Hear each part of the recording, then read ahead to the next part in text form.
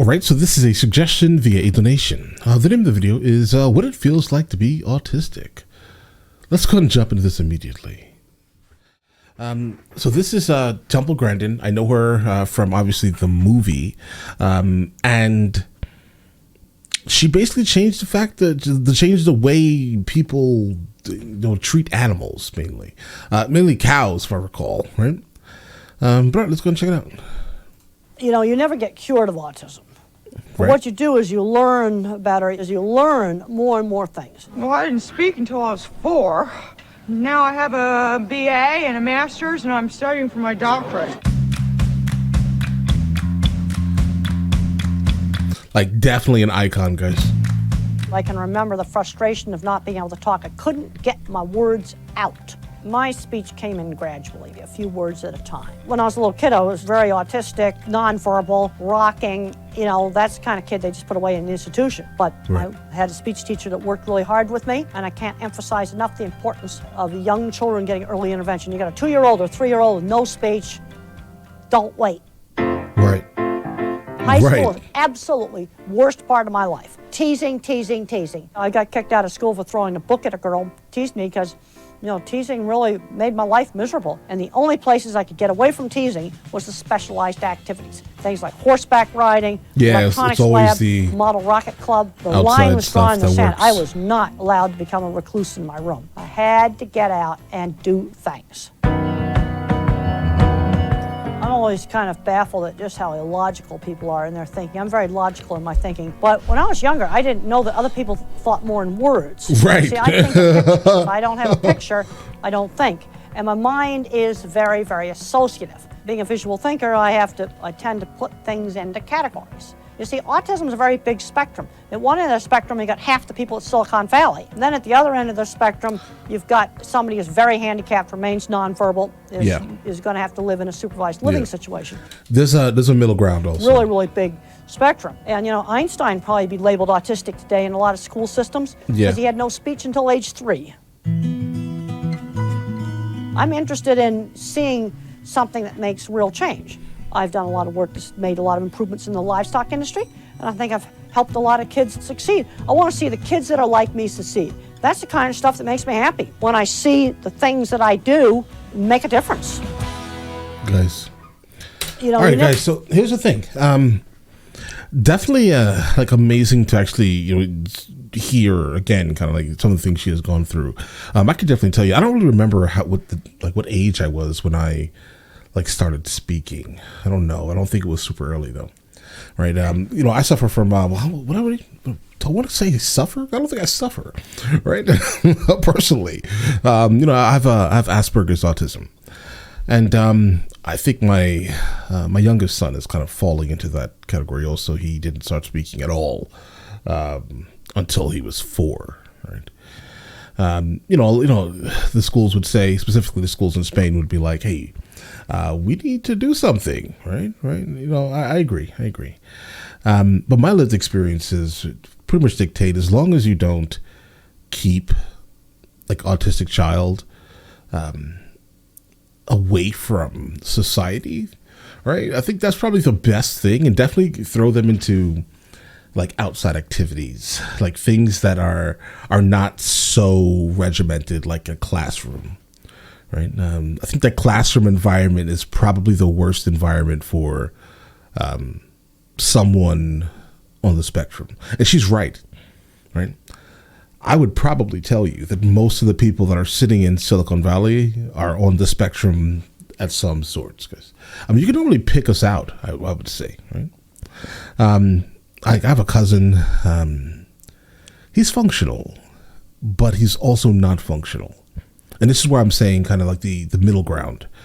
The middle ground is an interesting ground, right? Of where he's super high functioning, but yet socially awkward is not a good definition. Right? It's probably a little bit worse than that.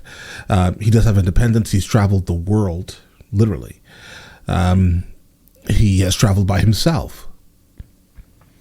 But I definitely would not say that it will be a really healthy environment for him to live on his own, though, right?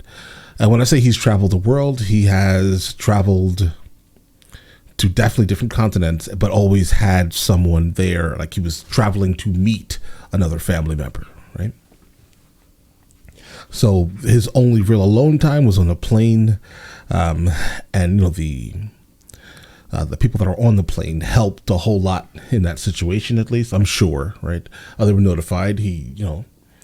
But for me personally, my experiences are social issues, and it's definitely hard to understand and and speak to people. Like for example, if you just see me in public, I'm always the quietest person that you'll encounter. I don't generally stop and speak. I'm never loud. I'm never loud.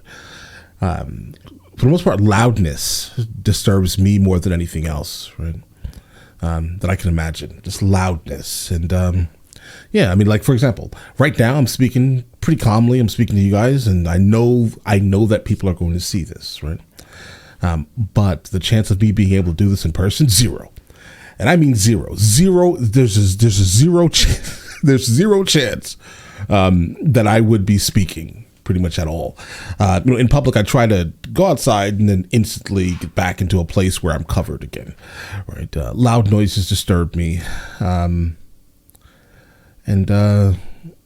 guys, autism is an interesting thing. I know a lot of people. I keep trying to say suffer, but I don't think it's suffering, guys, because again, we're not the weird ones in our mind. It's the neurotypicals that walk around feeling things, right? It's these feelings that can't be put to words that are expected, that we generally have issue kind of deciphering. It's like, bro, what are you saying exactly? Why are you crying? I'm gonna tell you something weird about me right now. Whenever I see someone crying, I instantly attribute that to them trying to manipulate me. Right. And I know that's not a good thing, but that's how I define it in my head mentally. I don't know if that makes me crazy. Right. But I know for a fact, if we're talking in conversation, I understand you're sad, you're going through something. But why are you trying to manipulate me? I don't know. I mean, I have no idea.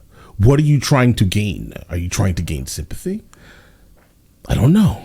I can attempt to display sympathy because I know how to define the action that you get what I'm saying. Maybe you don't get what I'm saying. I may be going off the rails here, guys, but I know how to display sympathy because I know what sympathy for the most part breaks down to. It's just like, hey, you want a hug. I don't really want to touch you, but I'm going to do it because I know that's what it takes to make another like neurotypical feel good, right?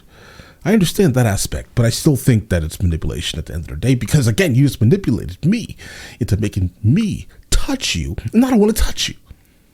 I don't want to touch you. Why do you want to touch me? Just live your life over there. Guys, I don't know. Listen. But yeah, but again, the spectrum of autism is a gigantic spectrum. People are on it in different manners, right? It affects people differently. Me, again, socially, and it has always been that, right? Been considered antisocial my entire life, but not in the way that the British use antisocial. Not like this is antisocial behavior. No, it's not like how they use it. It's how Americans use it very specifically, where you just do anything humanly possible to stay away from people, period. Right? That's it. I don't want to be bothered. I'm sorry. Right? And like, even if you asked, so I've done a couple of YouTube collaborations, like in-person collaborations. I think we did one last year. And, if you were to encounter any of the people that were at that collaboration, you'd instantly ask them about my actions. Trust me, quietest person in the room. Like, are you the same person? Yes, I'm the same exact person. It's just that you're here now. You're in my space, right? Because everywhere I am is my space. God, guys. But listen, yeah, that's a little bit about me for a second. But yeah, you guys all have an absolutely amazing day. If you want me to dig more into this type of stuff, I have no problem, guys, right? And yeah, you guys all have an absolutely amazing day and enjoy your day thoroughly.